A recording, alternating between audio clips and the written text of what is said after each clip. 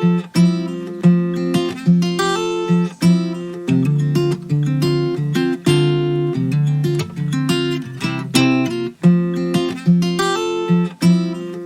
વિદ્યાર્થી મિત્રો, છેલ્લા લેક્ચરમાં આપણે નિર્બળ વિદ્યુત વિભાજ્ય દ્રાવણની સીમિત મોલર વાહકતા હોલ રોલ્સના સિદ્ધાંત ઉપરથી કઈ રીતે નક્કી થઈ શકે તેની વિશેની માહિતી જોઈ હતી. હવે આ ચેપ્ટરનો જે મુખ્ય ભાગ બાકી છે કે જે રોજિંદા જીવનમાં કઈ રીતે આપણે વિદ્યુત રસાયણની ક્રિયાઓ જોઈએ છીએ એની વિશેનો આપણે અભ્યાસ કરવાનો છે. જેમ કે આપણે વાત કરીએ કે રિમોટની અંદર જે સેલ છે એ સેલની રચના કઈ રીતે થયેલી છે, અથવા તો ઘડિયાળની અંદર જે બટન સેલ છે એ બટન સેલ, લોખંડ પર કાટ લાગવાની ઘટના, અને જે કાર અને બાઇકની અંદર જે બેટરી છે એ કઈ રીતે એમાં જે ચાર્જિંગની પ્રક્રિયા થાય છે એ આખી પ્રોસેસ હવે આપણે જોવાની છે. ખાસ બાબત તમે અહીંયા જોશો તો જ્યારે થિયરીમાં અહીંયાથી ક્વેશ્ચન પૂછાય છે કે તમને એવું કોઈ કે આજે જે આપણે ભણશું સૂકો કોષ અથવા તો લેક-લાન્સે કોષ, એની કોઈ તમને થિયરી 3 માર્કની અંદર પૂછે તો ખાસ એની અંદર તમે એનું બંધારણ કે કઈ રીતે એમાં કોણ એનોડ હોય ને કોણ કેથોડ એવી બધી વસ્તુ લખો, પણ એ સાથે બે મુખ્ય વસ્તુ જે છે અહીંયા તમારે ખાસ મેન્શન કરવાની રહેશે કે જે પેપર ચેકર હશે એનું ધ્યાન એ બે મુખ્ય વસ્તુ પર હશે. એક, જે એ કોષની અંદર જે રેડોક્સ પ્રક્રિયા થશે એ રેડોક્સ પ્રક્રિયા, અને બીજી કે જે કોષ હશે એનો જે વોલ્ટેજ હશે એ વોલ્ટેજ નિશ્ચિત હશે. બરોબર, જેમ કે અહીંયા તમે જોશો તો આપણે પ્રાથમિક અમને હમણાં દ્વિતીયક કોષ જોશું ત્યારે તમને એના વોલ્ટેજ ખબર પડશે, તો એ વોલ્ટેજ ત્યાં તમારે લખવાનું થશે. હવે આપણે વાત કરીએ ને તો જે બેટરી આજે આપણે શરૂ કરશું એમાં મુખ્ય આપણે બે ભાગ છે, પ્રાથમિક કોષ અને દ્વિતીયક કોષ. એમાં આપણને મુખ્ય બે, અથવા તો આપણે એવું કહીએ કે પ્રાથમિક બેટરી ને દ્વિતીયક બેટરી, પણ આપણે એવું કહીએ કે પ્રાથમિક કોષ અને દ્વિતીયક કોષ.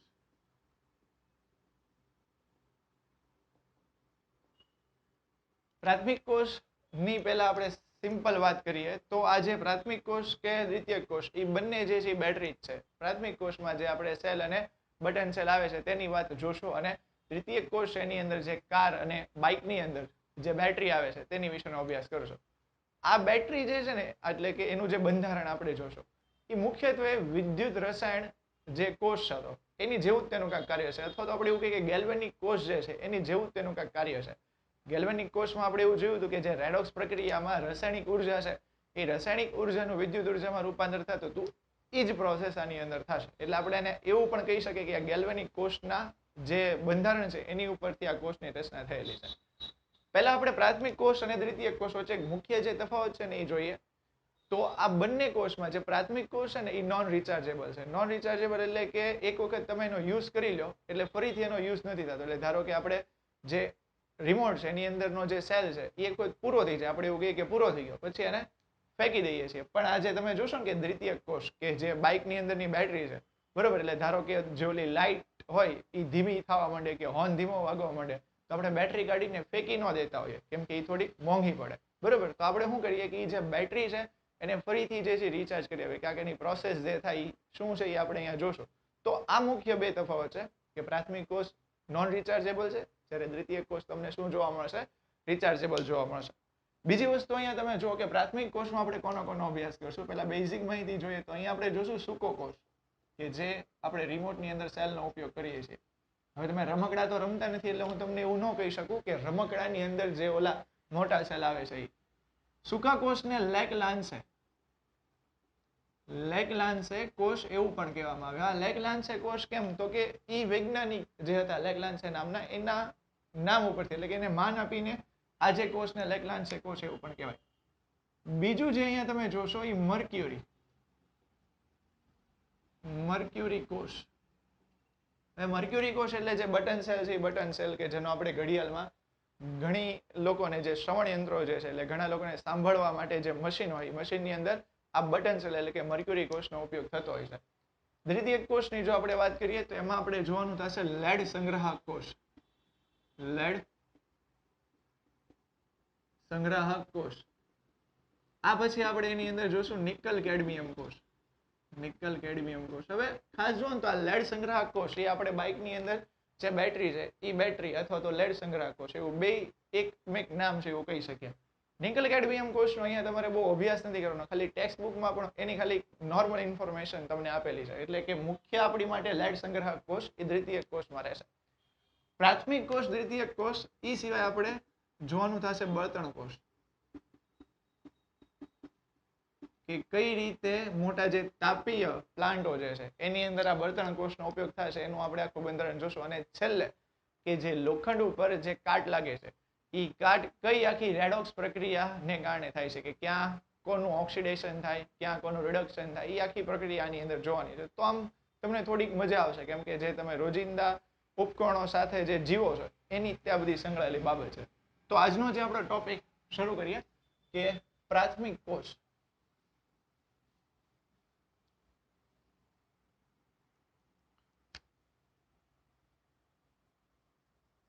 પ્રાથમિક કોષ. આ પ્રાથમિક કોષની અંદર પહેલા આપણે જે છે એ વાત કરશું સૂકો કોષ, અથવા તો આપણે એને એવું કહીએ કે લેકલાન્સે કોષ. કોઈ પણ રીતે અહીંયાથી તમને પ્રશ્ન પૂછાય કે ભાઈ લેકલાન્સે કોષનું બંધારણ અને એની કાર્ય પદ્ધતિ જે છે એ સમજાવો, તો ખાસ મેં તમને કીધું એમ કે રેડોક્સ પ્રક્રિયા અને જે વોલ્ટેજ જે આ સૂકા કોષના હશે એ તમારે ત્યાં ફિક્સ લખવા પડશે, જેની ઉપરથી મોટા ભાગના તમારા માર્ક જે છે મળશે. પહેલા આપણે એનું બંધારણ જોઈએ કે કઈ રીતે આનું બંધારણ હશે. હવે અહીંયા ખાસ તમે જુઓ ને તો એક આખું આવી રીતનું પાત્ર હશે.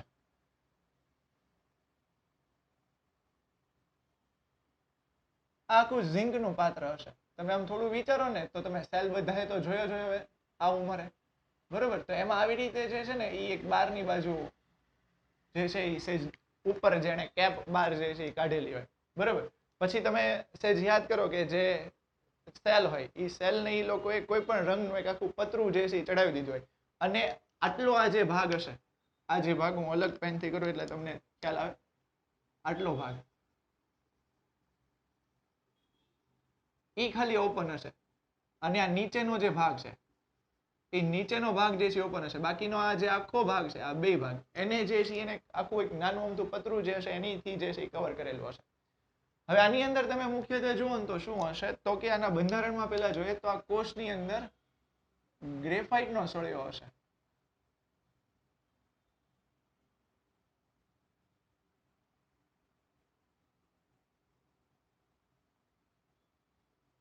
હવે ખાસ ધ્યાન રાખો કે આ જે ગ્રેફાઇટનો ભાઈ સળિયો છે એ ગ્રેફાઇટનો સળિયો આને ટચ, એટલે કે જે નીચે જે બીજી સાઈડનું પાત્ર છે આ બાજુ, એને ટોપે ટોપમાં અડાડી તમારે નથી દેવાનો, બરોબર?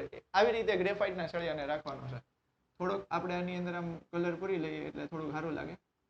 આ સિવાય તમે જોશો ને તો આ જે પાત્ર હશે એ પાત્ર કોનું હશે, તો કે ઝિંકનું પાત્ર હશે, એટલે કે ઝિંકનું પાત્ર હશે.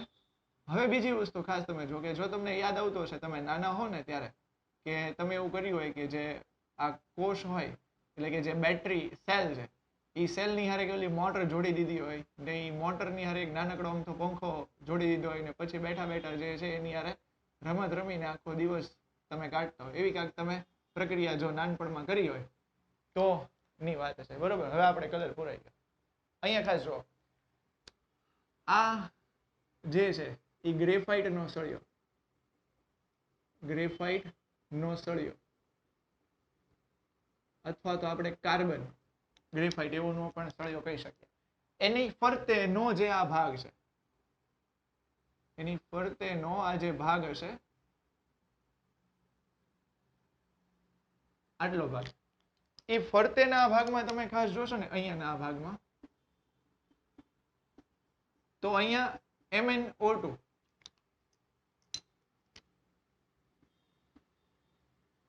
MnO2 ને પ્લસ કાર્બન બ્લેક હશે. એ સિવાયનો ખાસ જો અમે અહીંયા ડિઝાઇન એટલે કરેલી છે કે હવે તમે જુઓ કે આ એક આખો ભાગ બાકી રહે, અહીંયાનો આખો ભાગ આ ને આ જે આખો ભાગ છે એની અંદર હશે NH4Cl ને પ્લસ ZnCl2. આ જે આખું કન્ટેનર હશે એ ઝિંક ધાતુનું હશે. એટલે હવે ખાસ તમે એક વસ્તુ જો કે આ જે ઝિંક ધાતુનું જે આ કન્ટેનર છે એ કઈ રીતે કામ કરશે, તો કે એનોડ તરીકે વર્તશે. કઈ તરીકે વર્તશે? એનોડ તરીકે વર્તશે. ને અહીંયા ઉપરનો આ જે ભાગ, એટલે કે આ જે સળિયો હશે એ કઈ તરીકે તમને જોવા મળશે, તો કે કેથોડ તરીકે જોવા મળશે. હવે બીજી વસ્તુ તમે અહીંયા જુઓ તો ખાસ એક બાબત કે અહીંયા હશે ઉપરના ભાગમાં અહીંયા હશે ધન ને અહીંયા આગળ જે છે એ તમને જોવા મળશે ઋણ ધ્રુવ. પછી આની હારે આમ તમે છેડ આવી રીતે આમ જોડી દો ને પછી જે કંઈ તમારે વગાડવું હોય અથવા તો જે કંઈ ફેરવવું હોય અથવા તો જે કંઈ જોવું હોય એ તમે અહીંયાથી જોઈ શકો. તો આવું કાંક બંધારણ હશે સૂકા કોષ અથવા તો લેકલાન્સે કોષનો. પણ મેં જેમ તમને કીધું એમ કે આના માર્ક જે રહેલા છે એની રેડોક્સ પ્રક્રિયામાં જ રહેલા છે. એટલે તમને આની રેડોક્સ પ્રક્રિયા જે છે એ ખાસ લખતા આવડ્યું છે. આની થોડીક રેડોક્સ પ્રક્રિયા કોમ્પ્લિકેશન વાળી છે, પણ આપણે હમણાં જોશું એટલે તમને ખ્યાલ આવશે. અત્યારે તો આપણે ટુ ધી પોઈન્ટ લખતા જાય કે કઈ કઈ રીતે થશે. તો હું પહેલો પોઈન્ટ બાય પોઈન્ટ લખતો જાઉં. તો કે ખાસ તમે જુઓ તો એનોડ તરીકે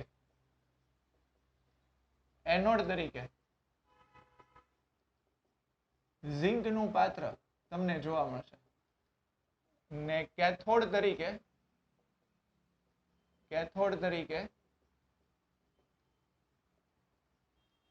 કાર્બન અથવા તો અહીંયા ગ્રેફાઇટ નો સળિયો. બીજી એક ખાસ વસ્તુ અહીંયા તમે જુઓ તો ગ્રેફાઇટના સળિયા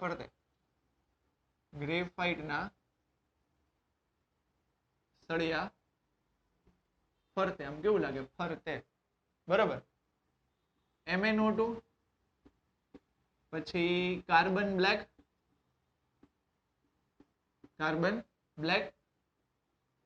NH4Cl અને ZnCl2 ઉમેરવામાં આવશે. એટલે આ એની મુખ્ય જે છે આપણે ચાર બાબત જે આપણે અહીંયા જોઈ રીતે લખી. હવે આની પ્રક્રિયા જે છે જોઈએ. આપણે એવી વાત કરી કે એનોડ ઉપર જે છે એ એનોડ તરીકે જે છે એ કોણ મળશે તો કે જે ઝિંક ધાતુનું આખું કન્ટેનર છે એ તમને જોવા મળશે. પહેલા આપણે અહીંયા એની પ્રક્રિયા જો લખીએ તો હું એનોડની પ્રક્રિયા લખું.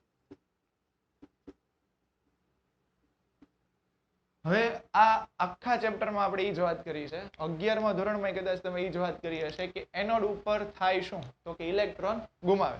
તો આવી રીતની પ્રક્રિયા અહીંયા થશે કે આ જે Zn હશે એ Zn માંથી થશે Zn2+ અને એ બે ઇલેક્ટ્રોન ગુમાવશે.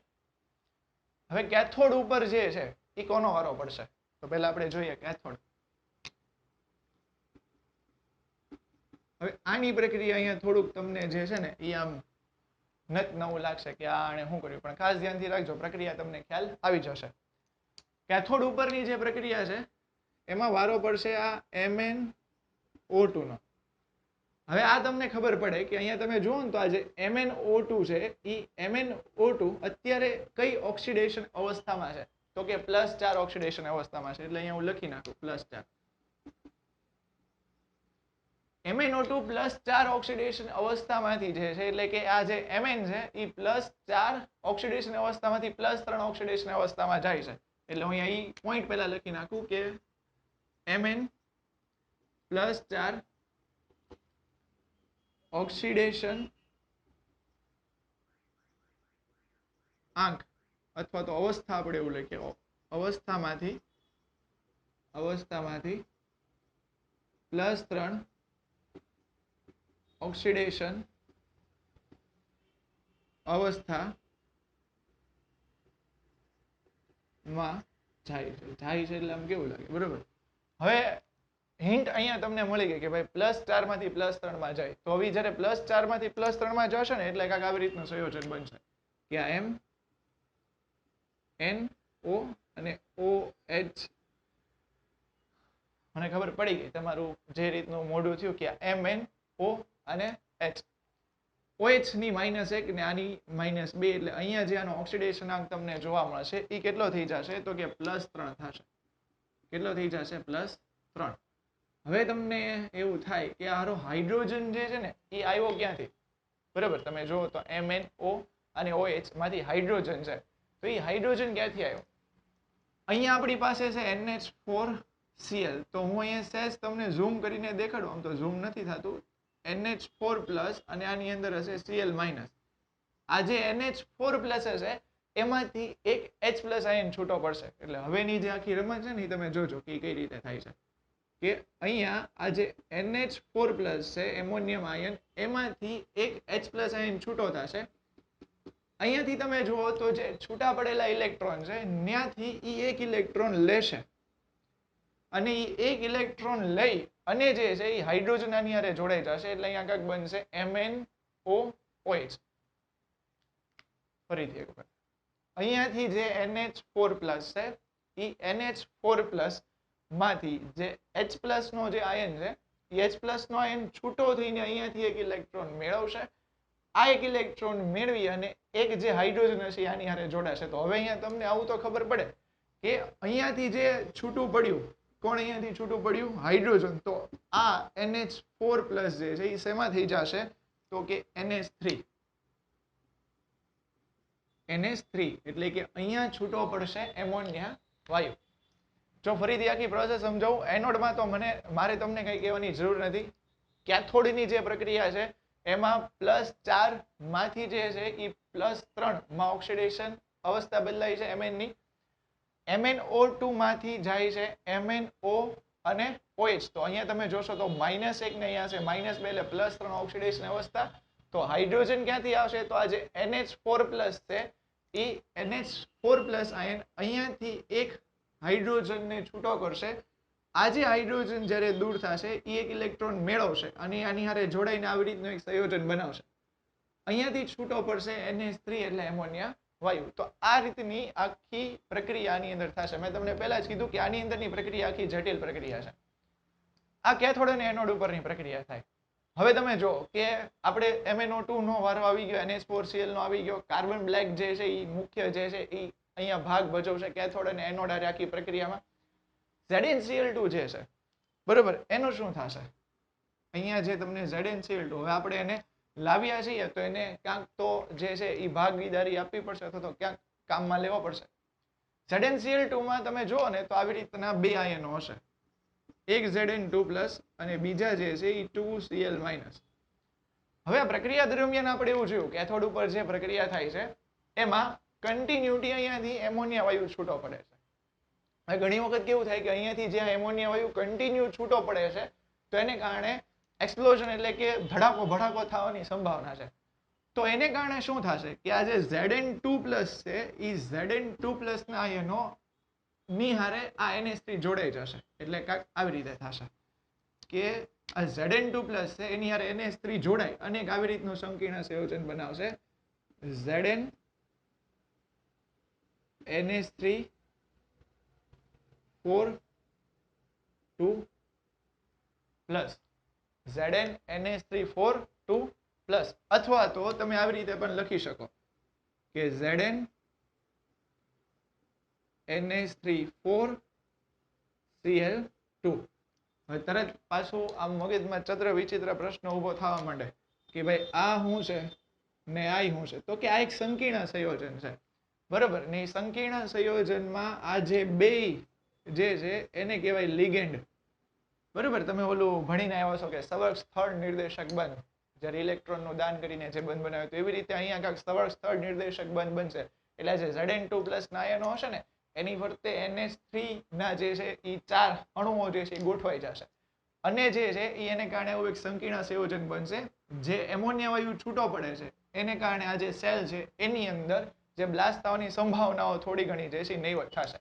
એટલે આખી પ્રક્રિયા જે મેં કીધી ને એ આખી પ્રક્રિયામાં તમે જો આ હજી હવે આમાં બહુ વિચાર ન કરતા, આનું એક આખું ચેપ્ટર પહેલા જ ભાગમાં છેલ્લું ચેપ્ટર છે સવર્ગ સંયોજનો, એમાં આખું તમારે ભણવાનું આવશે કે કઈ રીતે આ બને, કઈ રીતે આનું નામ હોય, એ બધું તમારે આવશે.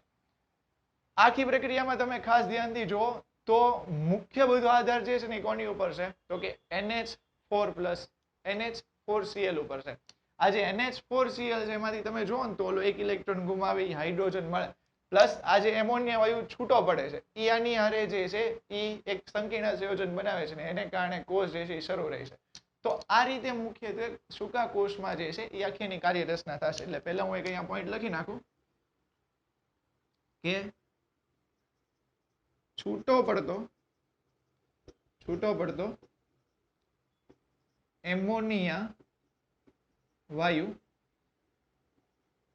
એ ZnCl2 ના Zn2 પ્લસ આયન સાથે Zn NH3 2 પ્લસ જેવું સંકીર્ણ સંયોજન બનાવશે. સંકીર્ણ સંયોજન બનાવશે અને જેથી કોષ જે છે એ કાર્યરત રહેશે. હવે વાત આવી જેમ મેં બે તમને શરૂઆતમાં કીધું હતું કે રેડોક્સ પ્રક્રિયા, તો એ હવે તમને ખ્યાલ આવી ગયો છે, છતાં હું પાછો ફરીથી જે છે હમણાં રેડોક્સ પ્રક્રિયાની વાત કરું. અને બીજી તો કે જે આ કોષનો વોલ્ટેજ, તો કે જે સૂકો કોષ છે, સૂકા કોષ નો વોલ્ટેજ તમને 1.5 વોલ્ટ જોવા મળશે.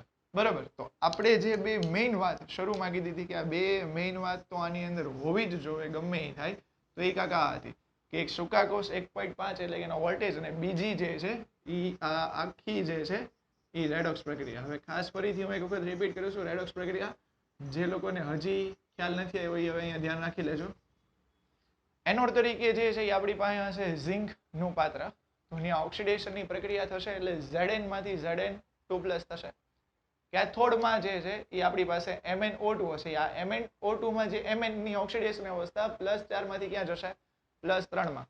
એને કારણે શું થશે કે જે +4 માંથી +3 માં જશે તો MnOOH આવું એક સંયોજન બનશે. જે હાઇડ્રોજન હશે એ ક્યાંથી મળશે? તો કે જે આ NH4+ માં જે H+ નો આયન છે એ H+ ના આયન એ છૂટો પડી ને અહીંયાથી છૂટા પડતા ઇલેક્ટ્રોનને મેળવી અને જે છે એ પોતે એમોનિયા વાયુ છૂટો પડશે અને અહીંયા હાઇડ્રોજન જોડાશે. એમોનિયા વાયુ જો સતત એક ધારો છૂટો પડતો રહે તો એ કોષમાં ધડાકો અને ભડાકો કરવાની સંભાવના બની રહી છે. પણ અંદર આપણે ZnCl2 લીધેલું છે, તો એમાં જે Zn2+ ના આયનો છે એની ફરતે એક આખું આવરણ, એટલે કે Zn ની અંદર જે છે એ શું કરશે કે ઇલેક્ટ્રોનનું દાન કરીને આવી રીતનું એક સંકીર્ણ સંયોજન બનાવશે. તો આખી બાબત હતી સૂકા કોષ અથવા તો લેગલાન્સે કોષ. તમને જો પૂછાય એનું બંધારણ તો આખી રીતે થિયરીમાં લખવાનું. અહીંયા મેં ખાલી તમને મેઇન પોઈન્ટ્સ જે છે એ તમને લખીને દર્શાવેલા હતા. પ્રાથમિક કોષમાં આપણે વાત કરી હતી કે મુખ્ય આપણે બે કોષની વાત જોશો કે એક કોષ જે છે એ સૂકો કોષ જે આપણે અત્યારે જોયો. બીજો જે કોષ છે એ હશે મર્ક્યુરી કોષ. મર્ક્યુરી કોષ અથવા તો એને બટન કોષ. હવે આમ જુઓ ને કે ગમે એ ટોપિક તમે પહેલા જુઓ ને એટલે પહેલા એનું નામ જોવાનું અને નામ ઉપરથી થોડું એને પકડવાની ટ્રાય કરવાની. મર્ક્યુરી કોષ અહીંયા તમને કીધેલું છે, તો અંદર હશે કોણ? મર્ક્યુરી તો હશે જ ને, એટલે Hg. બરોબર ને કે મર્ક્યુરી કોષ તમને કીધું છે તો Hg તો એની અંદર હશે જ તે. એટલે આપણે અહીંયા લખી નાખીએ મર્ક્યુરી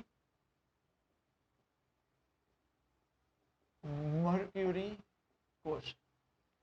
મર્ક્યુરી કોષ અથવા તો આપણે બટન કોષ અથવા તો બટન સેલ એવું કહીએ. આ નો જે ઉપયોગ છે એનો મુખ્ય ઉપયોગ ક્યાં થાય છે? તો કે જે નાના બધા જે સાધનો છે, નાના સાધનો એટલે કે જે ઘડિયાળ છે એ ઘડિયાળને શરૂ કરવા માટે થાય છે. શ્રવણ યંત્રો જે છે એ શ્રવણ યંત્રો માટે ક્યાંક જગ્યાએ અમુક તમે નાના એવા રમકડા જોવો તો એ રમકડામાં અંદર બટન સેલ હોય છે. તો આ જે નાના જેવા ઉપકરણો છે એમાં મર્ક્યુરી કોષ અથવા તો બટન સેલ અથવા તો બટન કોષ એનો ઉપયોગ થાય છે. હવે જે અહીંયા તમે આખી બાબત જુઓ કે આપણે શરૂમાં એવું જોયું સૂકા કોષમાં કે અંદર એક આખી રાસાયણિક પ્રક્રિયા થાય ને એને કારણે આપણને વિદ્યુત ઉર્જા મળે. તો બસ એવું જ આમાં થશે. વાસ્તવિક રીતે મેં તમને કીધું કે આ બધા ગેલ્વેનિક કોષની પેટર્ન ઉપરથી જ બનેલા કોષ છે. તો અહીંયા પણ જે રાસાયણિક ઉર્જા હશે એનું વિદ્યુત ઉર્જામાં રૂપાંતર થશે. પણ પ્રશ્ન અહીંયા એ ઊભો થાય કે અહીંયા એનોડ અને કેથોડ ઉપર કોણ હશે? હવે આનું બંધારણ આપણે જોઈએ ને તો એનું 3D ડાયમેન્શન તમે અહીંયા જોશો તો તમને સ્ક્રીન ઉપર દેખાશે કે તમને બુકમાં આપેલું છે. અહીંયાની આકૃતિ એટલી બધી દોરવી જરૂરિયાત નથી જે તમને 3D ડાયમેન્શનમાં આપી છે. જરૂરિયાત નથી. જો તમને થિયરીમાં પૂછાય તો એની આકૃતિ દોરવી. બરોબર. સિમ્પલ આપણે જે આકૃતિ કઈ રીતે છે એ પહેલા જોઈએ ને પછી જે છે એમાં એનોડ અને કેથોડ ઉપર કોણ છે અને મેઇન બે પોઈન્ટ કે કઈ રેડોક્સ પ્રક્રિયા થશે ને એનું વોલ્ટેજ કેટલું હશે એ આપણે જોશું. બંધારણ જોઈએ ને તો કાંઈક સિમ્પલ આપણે 3 ડાયમેન્શનમાં નથી દોરતા. સિમ્પલ આપણે આવી રીતે દોરીએ કે કાંઈક આવી રીતનો એક આખો કોષ હશે. બટન કોષ.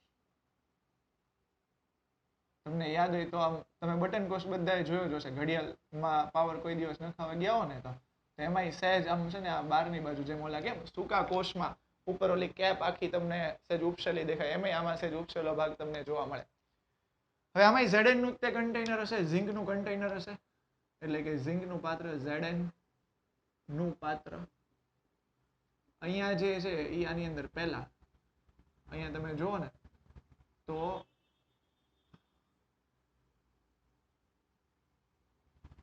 આ કોણ છે? ગ્રેફાઇટ જે છે ને એ ગ્રેફાઇટ નો સળિયો. હવે બીજી એક ખાસ બાબત અહીંયા જે તમારે જોવાની છે કે અહીંયા આપણે ગ્રેફાઇટ નો સળિયો લઈએ છીએ. સૂકો કોષ જે હતો ને એ સૂકા કોષમાં આપણે ગ્રેફાઇટ ના સળિયાની હારે કોને કોને લેતા હતા? MnO2 ને લેતા હતા. MnO2 સિવાય બીજું કોણ કોણ હતું? તો કે ZnCl2, NH4Cl, આ બધી વસ્તુ હતી. અહીંયા જે છે ને એ આપણી પાસે હશે ગ્રેફાઇટ નો સળિયો. ગ્રેફાઇટ અથવા તો આપણે હાવ દેશી લખીએ કાર્બન નો સળિયો. આમાં દેશી કે એવું કઈ ન હોય પણ કાર્બન નો સળિયો. એની અંદર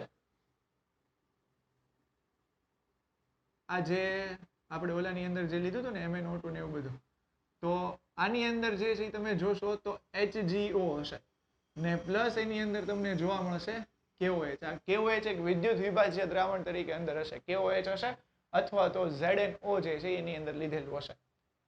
હવે પહેલા આપણે આમાં એક એક પોઈન્ટ જે છે જોતા જઈએ કે કઈ રીતે આમાં હશે કે એનોડ તરીકે ઝિંક સરસ અથવા તો આ ZnHg હશે. બરાબર, એટલે એનોડ વાળા ભાગમાં તમે જોશો તો ઝિંક સરસ એટલે ZnHg નો જે છે તમને ભાગ જોવા મળશે. એટલે Zn અને Hg નું જે આખું એક સંયોજન છે જોવા મળશે. હું બધી થિયરી ભાઈ નથી લખતો, નહીતર પાછું થોડુંક નો પૂરું થાય. એટલે કેથોડ તરીકે જે છે એ તમને કોણ જોવા મળશે? HGO પ્લસ કાર્બન, અને એની સાથે જે છે એ શું હશે તો કે KOH અથવા તો જે ZNO છે એ કઈ તરીકે લેવામાં આવશે તો કે વિદ્યુત વિભાજ્ય દ્રાવણ તરીકે લેવામાં આવશે. બરોબર, એટલે આ વિદ્યુત વિભાજ્ય દ્રાવણ વિદ્યુત વિભાજ્ય તરીકે લેવામાં આવશે. હવે આખી પ્રોસેસમાં જે છે એ તમે જુઓ કે કઈ રીતે આખી પ્રક્રિયા થાય. એનોડ ઉપર ZnHg હશે અને કેથોડ ઉપર HGO હશે. પ્રક્રિયા આપણે અહીંયા પહેલા લખીએ તો એનોડની જો પ્રક્રિયા જોઈએ કે એનોડની પ્રક્રિયા કઈ રીતે થશે. ZnHg એટલે ઝિંક સરસ હશે તો આ ZnHg છે એમાંથી શું થશે પહેલા જો, એમાંથી અહીંયા બનશે ZNO. બરાબર, મેં તમને કીધું કે જે તમે રેડોક્સ પ્રક્રિયા પહેલેથી જોઈને આવ્યા છો એમાં તમને ખબર જ છે કે આની અંદર શું થાય છે. એટલે તમે એવું કહો કે ભાઈ આનું ઓક્સિડેશન થઈને આ એક સ્વરૂપ બન્યું, પણ અહીંયા તમને ખબર નથી કે શું બને છે. એટલે હું તમને કહું છું કે જે એનોડ ઉપર ઝિંક સરસ એટલે કે ZnHg છે એનું ઓક્સિડેશન થઈને અહીંયા બનશે ZNO.